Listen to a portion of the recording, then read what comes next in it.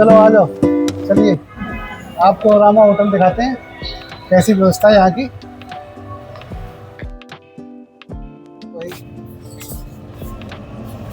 ये super deluxe में आता है, ये उससे थोड़ा बड़ा है। बोट हमारे फंक्शन होते हैं तो उनको हम ये सुपर डिलक्स रूम देते हैं कि तैयार होने के लिए।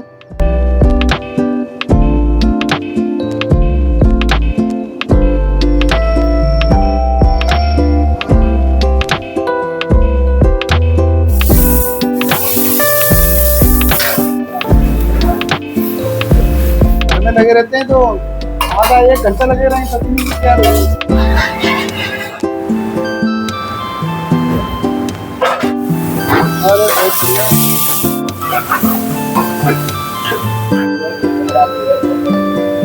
हाँ तो सर्विस फास्ट।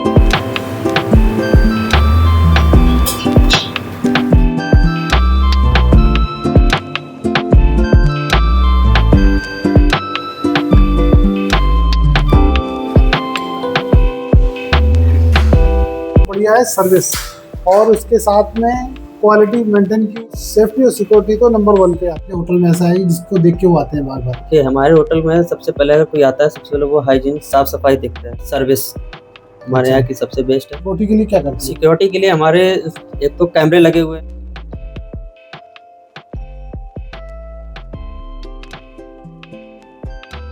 जीजा साले का रिश्ता इतना बेहतरीन है कि जो एक बिजनेस बहुत बढ़िया चला। जोड़ी कैसे बनी आप दिखी अच्छी? जो पहले होता विश्वास, जब तक हम लोग रहेंगे जीवित हैं तब तक ऐसे ही हमारा प्रेम बना रहे। कराने का संबंध इस होटल से या उनसे कैसे? उन्हें अपनी शरण में ही उनको बुला लिया, वहीं से उनके भाव जग गए।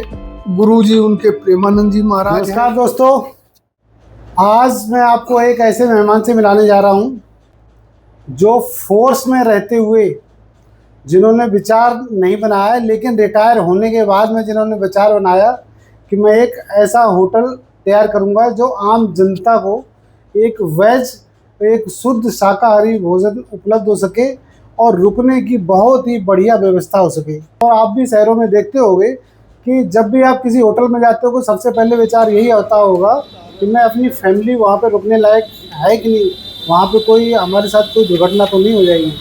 तो इन्होंने ऐसे ही खाने से लेके सिक्योरिटी से लेके बहुत सारे इन्होंने इसमें ध्यान रखा हुआ है। आज की डेट में फतेहगढ़ में सबसे बेहतरीन होटल है और उसके बारे में बात करेंगे। तो आइए पहले मिलते हैं उनसे और उनके बारे में जानते हैं। नमस्कार सर। नमस्कार, राधे राधे। मेरा नाम उमेश चंद द्विवेदी है। मैं CRPF से SI से रिटायरमेंट हूँ और मैं यहाँ फतेहगढ़ में रहता हूँ। जैसे फोर्स में थे जी, तो फोर्स में आने के बाद में आप तुरंत आके आपने होटल स्टार्ट किया आगे, तो आपको विचार कैसे आ गया आपको कि मैंने होटल ही डालना है, कुछ और आप भी डाल सकते थे? ये जगह हमने पहले ही परचेज किए हुए थे, लेकिन 2017 के बाद में हम यहाँ पे रेजिडेंस बनाने के मूड में थे, पर आपस में बैठे तो विचार किए कि मेन रोड की जगह है तो क्यों ना यहाँ पे होटल बना दिया जाए। लिफ्ट से तो चलेंगे? बनाते बनाते ये 3 स्टार होटल बन गया और उसी हिसाब से फिर चलाया भी हम लोगों ने। बच्चों को कहाँ सर्विस के लिए जाएंगे, उन्हें अपनी संपत्ति है, इसे अपने हिसाब से देखेंगे, चलाएंगे, देख रेख करेंगे, कामयाब हो जाएंगे, कहीं भटकेंगे नहीं। इसी पर्पज से इसको बनाया है। 2 फ्लोर पे है ना रूम? हाँ, फर्स्ट ये ग्राउंड फ्लोर पे खड़े हुए हैं। इसको फर्स्ट फ्लोर है, सेकंड फ्लोर पे हॉल है हमारा। अच्छा जी। बनाते टाइम में जैसे फोर्स के अंदर में हम एक सेक्शन लेके चलते हैं तो उसको कैसे उसमें हर तरह के इंसान होते हैं कि कोई भी आदमी थोड़ा ज़्यादा चलेगा, कोई कम चलेगा, लेके सबको साथ चलना है। किसी को चोट लगी है, किसी कुछ हुआ तो वहाँ पे कोई और दूसरा नहीं होगा। वहाँ पर हम एक दूसरे के साथी रहेंगे, एक दूसरे के चाहे भाई बहन है या माँ बाप हैं, कोई भी हैं तो हम ही हैं उनमें से। ऐसे ही यहाँ पे जो भी हमारा काम हुआ है लेबर वर्क को, उनको हमने उसी तरीके से डील किया कि तुम्हारी जो तनख्वाह है, वर्क है पर डे की, वो तो मिलेगी मिलेगी, बशर्ते यहाँ पे आप प्यार से रहिए। मालिक और नौकर का कोई ऐसा रिश्ता नहीं है, केवल यहाँ भाव अपने देखिए, मन से काम करिए और आपकी जो तनख्वाह है मन से तनख्वाह मिलेगी। इस वर्क से हमें कभी कोई दिक्कत नहीं आई। लेबर वर्क में जो काम हुआ उसे उन्होंने पूरा काम किया, हमने पूरा पैसा दिया, तो हमें तो कभी ऐसी दिक्कत नहीं आई कि होटल में या किसी लेबर से लेकर के या किसी से लेकर के आज को तू में करना पड़ा हो। अच्छा, आपका होटल बन के तैयार हो गया, उसके बाद में किसने ये होटल संभाला? यहाँ पे जैसे तैयार हुआ था, तैयार होने में जो हमारे घर के जितने गार्जियंस थे वो सभी लगे रहे और सब नया नया अनुभव लेते रहे। उसके बाद में मेन हमारा जो छोटा वाला बेटा है वैभव कुमार द्विवेदी, वो ही यहाँ पे संभाला शुरू से। सपोर्टर में हम सभी उसके खड़े हुए हैं, चाहे हमारा बड़ा बेटा है ऋषभ है या उनके मामा अनमोल दीक्षित हमारे ब्रदर इन लॉ हैं, वो भी हैं, हम भी हैं स्वयं। सभी लोग इसको बड़ा देख रेख से और उसकी सपोर्ट में खड़े हैं कि बेटा तुम चलाओ, जैसे भी हम सब तुम्हारे साथ हैं। अनुभव जितना तुम ले सकते, जो दिक्कतें हैं वो हम लोग दूर कराएंगे। होटल के बारे में बात कर ही रहे थे, उससे हम और आजकल देखते आ रहे हैं कि घरों में जो भाई भाई एक दूसरे का नहीं हो रहा है, माता पिता अगर रह रहे हैं तो बेटों के बीच में लड़ाई हो रही है, तो रिश्ते हमारे आज के टाइम में टूटते जा रहे हैं बिल्कुल।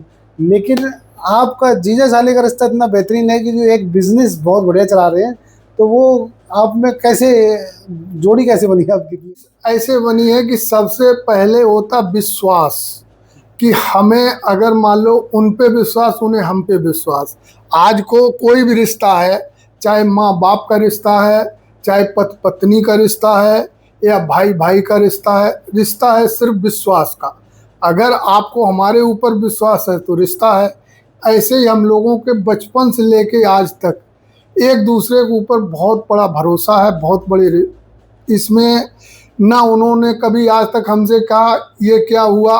नुकसान भी होता है, फायदा भी होता है, कोई भी होता है, लेकिन कभी भी हम लोगों में इस चीज़ पे ना तो बहस हुई ना कभी तकरार हुई। हमेशा प्यार और भाव में ही रहे कि चलो नुकसान आज हुआ कल अच्छा होगा, और अच्छा होगा तो इतने खुश मत हो, और नुकसान हुआ तो इतने गंभीर भी मत होगी, दुखी होगी, आपस में ही लड़ना टूटने लगो।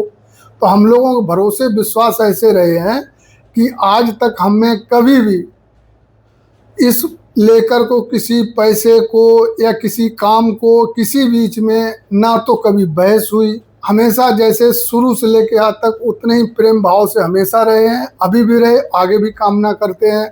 जब तक हम लोग रहेंगे जीवित हैं तब तक ऐसे ही हमारा प्रेम बना। प्रेम पे बात आ गई, जैसे यार कि जो आपके जो साले साहब हैं, मैं तो उनको देखता हूँ, राधा रानी के बहुत बड़े भक्त हैं वो तो। और जहाँ पे होटल पे भी बाहर हमने वो देखा हुआ है, लगी हुई है एक मूर्ति सी है बनी हुई है, तो उनका राधा रानी का संबंध इस होटल से या उनसे कैसे? ये है कि यहाँ पे आदमी का मन है कहीं भी लगा ले, तो वृंदावन में जाने से शुरू से वो परिक्रमा करने जाते थे गोवर्धन के, और उनके भाव वहीं से शुरू हुए हैं। जिस समय वो छोटे थे तब से जाते थे, और आज तक भाव ऐसे बने। तो उन्होंने कहते नहीं प्रभु से दुनिया तो कोई दौलत मांगती है, कोई कुछ मांगता है, उन्होंने सिर्फ यही मांगा है कि प्रभु से आप हमें मिल जाएं, आप अपनी भक्ति हमें दे दें, आप अपनी शक्ति हमें दे दें। तो प्रभु ने अपनी शरण में ही उनको बुला लिया, वहीं से उनके भाव जग गए। गुरुजी उनके प्रेमानंद जी महाराज हैं, वो अपने भाव में वहीं से राधा रानी के भक्त हो गए, वहीं से डूब गए, और वहीं से ही उनकी आज की आस्था ये हो गई कि प्रभु के अलावा उनका कोई और दिखाई नहीं देता है। वो आते हैं कभी फरुखाबाद में भी, वो मेरे 2 बार भागवत करा चुके हैं वो जी हाँ, तो एक पहले कराई थी वहाँ जी जी उनके पास में, और एक बार इसमें कराई थी। हाँ। उनके भाव इतने बढ़िया हैं, वो जब वो कराते हैं पूजा वगैरह तो दुनियादारी उनके लिए खत्म हो जाती है मेरे हिसाब से, ऐसा करते हो। अभी मान लो गुरुजी को दुनिया देखती है, प्रेमानंद गुरुजी महाराज को, तो उनका कहना एक ही है कि सिर्फ आदमी आज को ये कह दे कि आज ये कर लो तो ये हो जाएगा, वो कर लो तो वो हो जाएगा, लेकिन उनका कहना एक ही है कि कुछ मत करो, प्रभु को याद करो, प्रभु का नाम जपो, प्रभु तुम्हें हमेशा याद रखेंगे। तो वो ही है कि उन्होंने प्रभु से केवल भक्ति मांगी है, तो प्रभु उन्हें आराम इतना मतलब अपनी शरण में लेते जा रहे हैं कि उनके भाव अपने आप ही उनमें समर्पित हो रहे हैं। वो कभी भी यहाँ भी आएंगे तो अपना भाव वाले वही भक्ति वाले ही बातचीत करेंगे, बाकी किसी से कोई मिलना जुलना नहीं है। वहाँ भी रहते हैं तो नंगे पैर परिक्रमा करना, सुबह को प्रभु के दर्शन करना है, अपना अध्ययन करना है, भागवत है, गीता है, इन चीज़ों का वो जितना जिसमें जो लगाव कर लो। उनका लगाव राधा रानी से है, भगवान से है, वैसे ही उनकी आज को आत्मा में बस गए। ज़्यादातर लोगों को शंका रहती है ना कि इसमें कहीं मिलावट ना हो, जो शुद्ध शाकाहारी होंगे। तो आप क्या ऐसा बिल्कुल भी नहीं होता है, क्योंकि बिल्कुल वेज है तो वेज है। तो आपने स्टार्ट किया था होटल, तब भी उतना ही बेहतरीन था और आज उससे ज़्यादा बेहतर होगा। इसका आप मेंटेन कैसे करते हैं, आपने क्या मैनेजमेंट है? यहाँ पे पहले शुद्ध शाकाहारी तो बाहर ही लिखा हुआ है, उसके बावजूद भी यहाँ पे कोई भी आ भी जाता है और वो इच्छा जताता है तो हमारे यहाँ जो उपलब्ध है वो ही मिलेगा। बाकी हाथ जोड़ लिए जाएंगे कि यहाँ पे ऐसी सुविधा नहीं है, सिर्फ शुद्ध शाकाहारी है। दूसरा, यहाँ पे कभी भी दारू, मीट, मछली, शराब, अंडा, इन चीज़ों से हमेशा परहेज रखा है। आज भी उन चीज़ों से हमेशा दूर रहते हैं। कोई भी पहले ही पढ़ करके नहीं अंदर आता, अगर आ भी गया है तो राधे राधे कह के हाथ जोड़ के उनको क्षमा मांग ली जाती। वो स्वयं चले जाते हैं कि जहाँ आपको मिलता हो वहाँ कर लो, यहाँ शुद्ध शाकाहारी। एक और समस्या आती है लोगों की, जैसा पहले शुरू में बताया था कि होटलों में क्या कैमरे वगैरह यूज़ कर लेते हैं, तो लड़कियां वगैरह या कोई लेडीज़ आ गई तो उनके बना लिए, या पर्सनल फ़ोटो वगैरह बना ली, वीडियो बना ली। तो आप तो फोर्स वाले आदमी हो, तो किस तरह आप अपने ध्यान रखते हो कि स्टाफ वाला कोई मक्कारी ना कर जाए, बीच में कोई किसी को असुविधा ना हो? अब स्टाफ के लिए पहले से हिदायत दे दी गई है कि जब तक होटल चलेगा, आप यहाँ पे रहेंगे तो फ़ोन को केवल फ़ोन आ जाए और आप ड्यूटी मतलब कोई भीड़ नहीं है तो आप उसे अटेंड कर सकते हो, बैठ के चला नहीं सकते हो, यहाँ पे रील वगैरह नहीं बना सकते हो। अब वो ऐसा कैमरे से मॉनिटर करता रहता है, जो भी यहाँ पे मैनेजर है वो इस चीज़ को देखता है हमारा स्टाफ क्या कर रहा है। उसके बावजूद भी ऊपर बैठे हैं जीएम वगैरह जो भी हैं वो भी सब इस मॉनिटर करते, तो ऐसा कोई हादसा हुआ नहीं अभी तक और कोई भी ऐसा स्टाफ ऐसा नहीं आता है कि हमारे साथ ऐसा हो। क्या फोर्स में रहे हो तो आप किस तरह भर्ती हुए? आपने क्या प्लान बनाया था कि फौज में मैंने ये सीआरपीएफ में ही जाना है?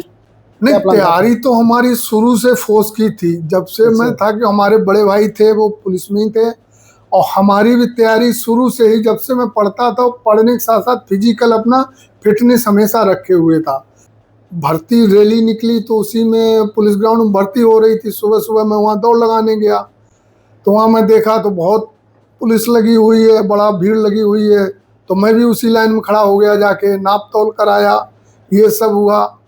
तो मैं सब में बिल्कुल नंबर 1 आ गया। फिजिकल हुआ, एक ही दिन में सारी चीज़ें हुई।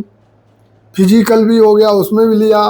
मैरिड में भी मैं आ गया तो फिर वहाँ पे हमारे भाई रहते तो मैं उनको बोला। उनसे ऊपर आरआई साहब थे तो भाई ने आरआई साहब को बोला कि ऐसे ऐसे बात हो गई। भाई हमारा पुलिस की तैयारी कर रहा था लेकिन सीआरपीएफ में इसका सिलेक्शन हो गया। तो उन्होंने ये सलाह दी कि जो पहला चांस मिला तो भटको मत, अब उसे जाने दो। उसी टाइम हमने भी डिसीजन ले लिया, भाई ने भी ले लिया, मैं भर्ती हो गया। मैंने दूसरा कोई चांस ही नहीं देखा, ना पुलिस का, ना आर्मी का, और किसी का नहीं देखा। सीआरपीएफ में चयन हुए, मैं उसी में ही बेंगलोर ट्रेनिंग के लिए चला। अच्छा, आप कौन से रैंक से रिटायर हुए? मैं एसआई से हुआ। जेंड के साइड भी पोस्टिंग गई थी क्या? जेंड के साइड में भी मैं रहा हूँ और इधर बेंगलोर, आंध्र प्रदेश और आसाम, नागालैंड, छत्तीसगढ़, मणिपुर, त्रिपुरा, हर जगह मैं अपना ड्यूटी किया हूँ। अच्छा, जेएनके का कोई वाक्य बताएं जिसमें आप वो बहुत ज़्यादा आपको सिचुएशन खराब लगी हो, कैसा कुछ? मैं गया था 2008 में, तो वहाँ पे पत्थरबाजी बड़ी शुरू हुई थी उस समय। और पत्थरबाजी इतनी भयंकर हुई थी कि सारे पुलिस प्रशासन, सीआरपीएफ मेन फ्रंट पे रहते थे, आर्मी वगैरह उनको कोई ऐसा नहीं था, लाइन ऑर्डर वाली बात थी, वो बाहर से अपना कॉर्डन रखते थे, सामने फ्रंट पे ये रहने थे। तो पत्थर ऐसा बुरी तरह उनका चलता था कि हम लोग कुछ कर नहीं सकते लाइन ऑर्डर में, और उनके लिए स्वतंत्र थे। वहाँ पे पब्लिक तो कोई और दूसरी है नहीं जिससे उन्हें टकराव लेना है, उन्हें सामने सामने फोर्स से ही टकराव लेना है। तो पत्थर खुलेआम हमारे ऊपर आ रहे थे, हम लोग वहाँ दर्शक मूक बन के खड़े हो जाते थे, क्या करें, पत्थर खाएं अपना बचाव करें। आदेश तो ऐसा है नहीं कि पत्थर पर किसी ने अगर फेंक दिया तो हम गोली मार देंगे, ऐसा तो नहीं था।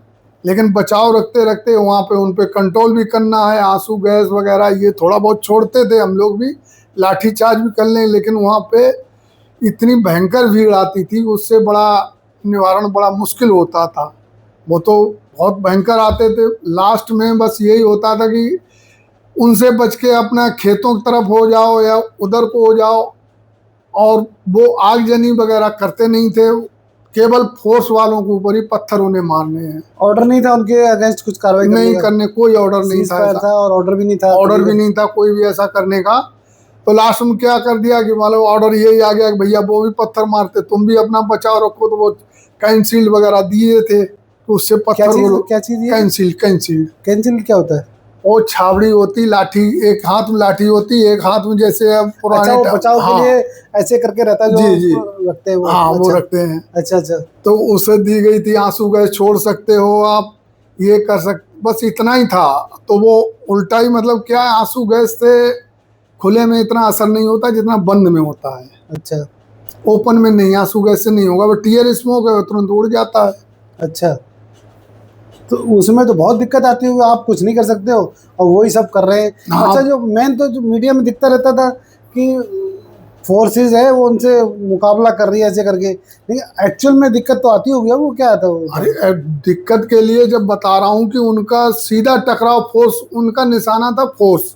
उन्हें तो हेडिंग में आना चाहिए कि हमने इस कैंप पे धावा बोल दिया। अच्छा, तो वहाँ पे इतने जख्मी हो गए, वो हो गए कि उन्हें इससे मतलब है नहीं कि वहाँ पब्लिक है या पब्लिक मरे या वो मिले, आतंकवादी तो है नहीं, वो तो चलो वहीं की पब्लिक है। और उन्हें तो चलो लाल चौक, ललो चाल चौक, यही होता था। और बुरी तरह गांव से पूरे आते थे गाड़ियों भर भर के। कितने आए थे होंगे लगभग? कम से कम एक एक जगह से 1000 500 से नीचे नहीं रहती थी भीड़, मतलब और सारे रोड कवर कर लेते थे। अच्छा, बहुत पथराव होता था वहाँ पे। तो वो 1000 आदमी एक साथ अटैक बोलते थे पत्थर का? एक साथ अटैक बोलते थे। और तरीके तो बहुत ज्यादा बुरी हालत थी। बहुत बुरी हालत थी। वहाँ पे यही है कि टीयर स्मोक को अगर यूज करना जानते, थोड़ा बहुत बचाव रखते थे। अच्छा, और बाकी तो फिर मतलब वही है कि पत्थर खाओ या अपना थोड़ा बैक साइड हो जाओ। अच्छा, तो फिर इसमें आप लोग क्या करते थे? बचाव करने के लिए भागना पड़ता हो कई बार तो जनता एक साथ आ गई थी। भाई हमारे पास केवल इतना ही था, लाठी चार्ज। अच्छा, तो दबाव में जब हम लोग भी इकट्ठे होते थे, वही आपको बताया, कैंसिल्ड का सहारा लेते थे, लाठी चार्ज करते थे, थोड़ा पीछे से आंसू गैस भी छोड़ते थे, तब थोड़ा सा मतलब उनके ऊपर प्रेशर बनता था। और जब उनकी पब्लिक ज्यादा होती तो हमारे ऊपर बन जाता था, तो हमें बैक उठाना पड़ता था। बस बस। इतनी सारी पब्लिक इकट्ठी कैसे हो जाती थी वहाँ पे? और वहाँ तो बताया कि उस समय वहाँ का इंटरनेट और ये सब चीज़ें बंद करने के बावजूद भी पता नहीं कहाँ से पूरा उनके दिमाग में एक ही रहता था, लाल चौक। सुबह होते ही लाल चौक और पत्थरबाजी शुरू हो जाती थी। हाँ, तो ग्रुप उनके होंगे, वो इकट्ठे करते होंगे। हाँ, सब ग्रुप उनके इकट्ठे करते, मस्जिदों से उनका मतलब वो अनाउंस हो जाता है। अच्छा अच्छा, उसी अनाउंसमेंट पे ही वो अटैक करते थे? बस बस उसी पे वो चलते थे। तो सीआरपीएफ का ये है, कश्मीर में चले गए तो आर्मी बन गई, इधर आ गए तो पुलिस बन गई, आप आसाम में चले गए तो पुलिस बन गई, नागालैंड चले गए तो वो इंडिपेंडेंट हो गए। वहाँ क्षेत्र दिया गया है कि अपना अपना ये रेकी करके आओ इंडिविजुअल। अच्छा, और अपना रिपोर्ट दो। मतलब सीआरपीएफ एक पानी की तरह है, बस बस जिस कलर में मिल गए उसी को हो गए। उसी को हो गए। उसी को हो गए। इलेक्शन में आओ तो पूरे बूथ संभालो। मतलब काफी मूवमेंट ज्यादा रहता है, बहुत दिक्कत हो जाती है काफी। बहुत मूवमेंट है, बहुत दिक्कत है। और सेंटर की नौकरी है, हर कोने में जाना है। अभी यहाँ है कि बाई एयर पहुँच जाए तो आसाम त्रिपुरा में पहुँच जाए। जगह जगह पे सर्विस किया और दिक्कत भी बहुत सारी उठाई, लेकिन उसके साथ ही आपने बच्चों को आपने इतनी अच्छी एजुकेशन कैसे दी? उसमें किसका रोल सबसे? बच्चों की जैसे हमने एक ही ठान लिया था कि हमने इनका लोकेशन चेंज नहीं करना है, एक ही जगह रखना है। इसलिए कभी हमने बच्चे अपने साथ नहीं रखे और घर से आकर के हमने यहीं फतेहगढ़ में अपना मकान बनाया पहले। फिर बच्चों का आर्मी स्कूल में एडमिशन कराया। 1 क्लास से लेकर इंटर तक हमने एक ही कॉलेज में पढ़ाया। इनको वहाँ से हटाया नहीं, डिस्टर्ब नहीं किया।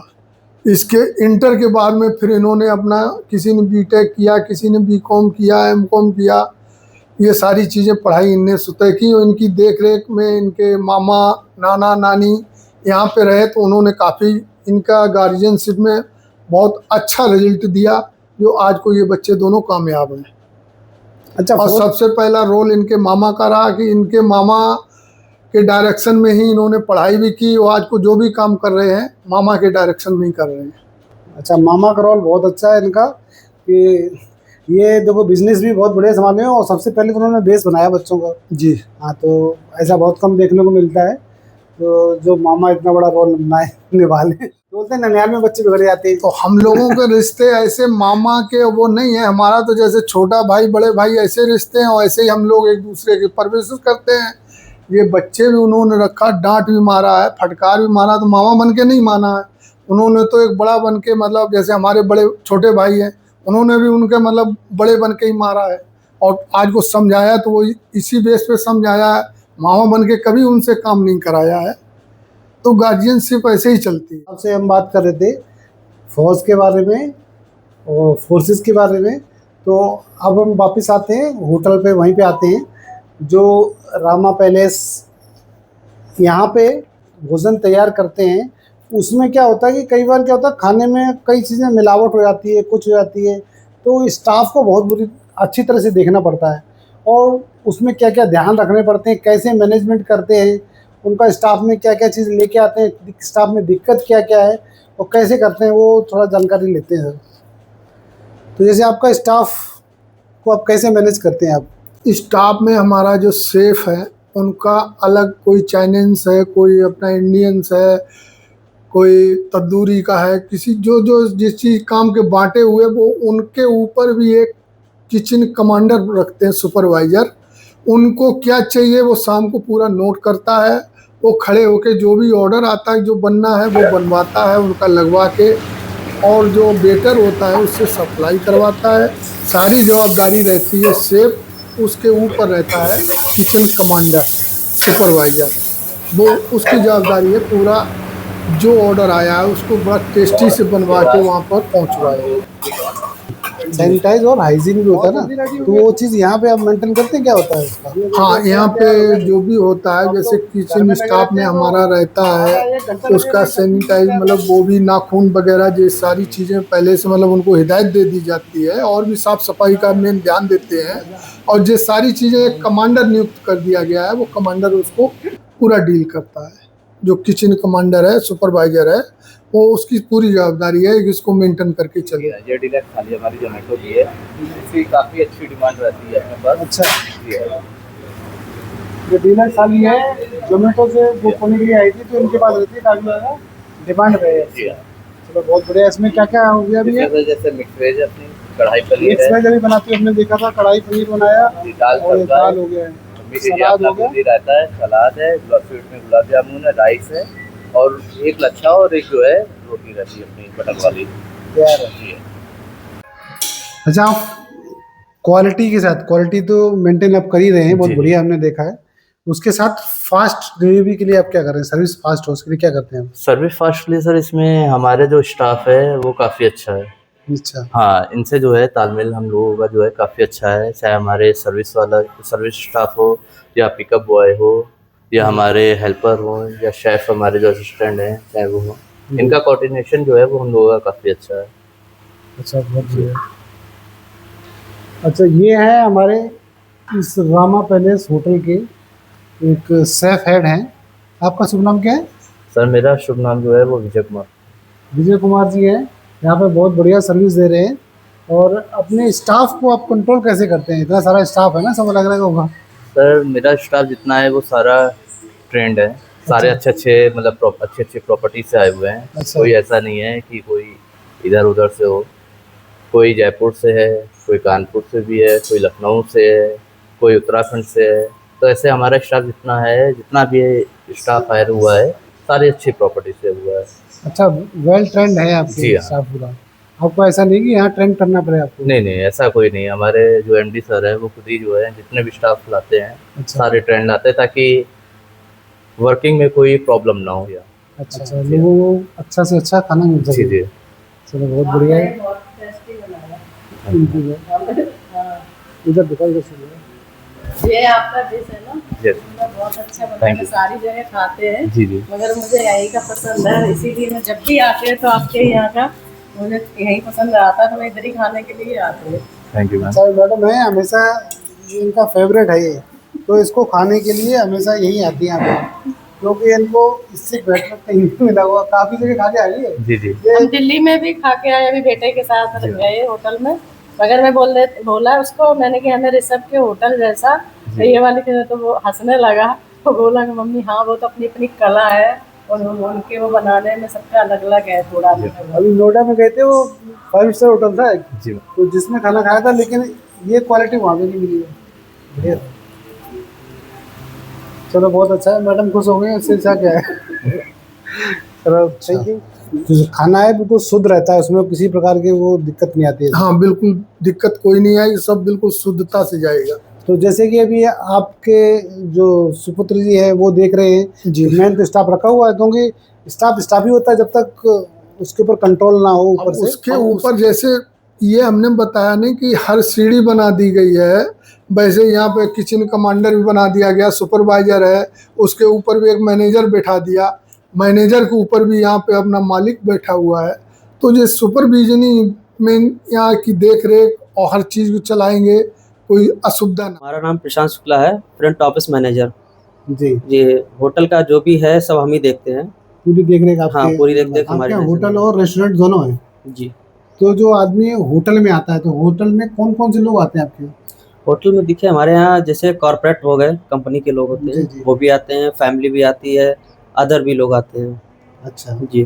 तो क्या पहले देखते हैं उसमें, क्या आपके होटल में ऐसा है जिसको देख के वो आते हैं बार बार? कि हमारे होटल में सबसे पहले अगर कोई आता है, सबसे पहले वो हाइजीन साफ सफाई देखता है। अच्छा हाँ, कि अगर हम रूम दिखाने गए तो साफ सफाई देखेगा सबसे पहले, है कि नहीं है। तो उसके बाद सर्विस हमारे अच्छा। यहाँ की सबसे बेस्ट है। सर्विस में लेकर बहुत कई अदर होटल में ऐसा होता है कि सर्विस को लेके हो जाते हैं, लोग नहीं जाते हैं। जी। हमारे यहाँ सर्विस भी काफ़ी अच्छी है और उसके बाद साफ सफाई आपको प्रॉपर मिलेगी। पार्टियां वगैरह भी होती हैं, जैसे आपके शादी या छोटी फंक्शन, शादी हो जाता होगा, बड़े बर्थडे वगैरह, तो इतना कितने लोगों तक का व्यवस्था यहाँ पे? यहाँ पे सीटिंग हमारी हॉल की है तो 100 आदमी की है, अगर ज़्यादा से ज़्यादा कर लो तो 150 कर लो, उससे ज़्यादा की हम पार्टी नहीं लेते हैं। और मेन पार्टी यहाँ पे कभी भी होती है तो वही है कि 100 120 की होती रहती का बहुत बहुत शुक्रिया करते हैं कि आपने हमें कीमती समय दिया। है। जी राधे राधे राधे राधे। राधे राधे।